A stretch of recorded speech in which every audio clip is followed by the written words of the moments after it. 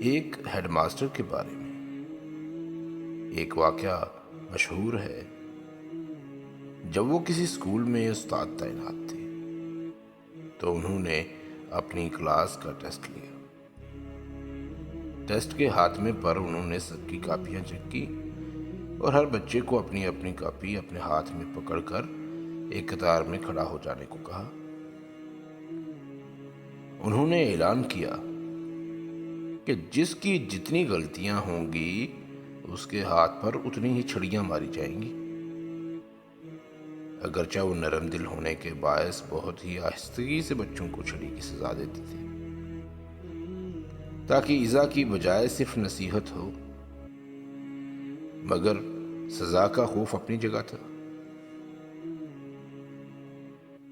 تمام بچے کھڑے ہو گئے۔ ماسٹر صاحب سب بچوں سے ان کی غلطیوں کی تعداد پوچھتے اور اس کے مطابق ان کے ہاتھوں پر چھڑیاں رسید کرتے جاتے۔ ایک بچہ بہت گھبرایا ہوا تھا۔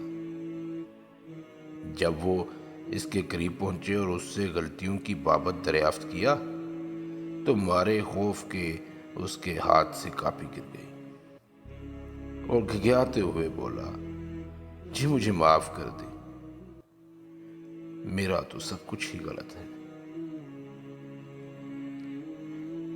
معرفت کی گود میں پلے ہوئے ہیڈ ماسٹر اس کے اس جملے کی تاب نہ لا سکے اور ان کے حلق سے ایک دلدوز چیخ نکلی۔ ہاتھ سے چھڑی پھینک کر زار و کتار ہونے لگے اور بار بار یہ جملہ دہراتے، میرے اللہ مجھے معاف کر دینا، میرا تو سب کچھ ہی غلط ہے۔ روتے روتے ان کی ہچکی بن گئی۔ اس بچے کو ایک ہی بات کہتے، تم نے یہ کیا کہہ دیا ہے، یہ کیا کہہ دیا ہے میرے بچے،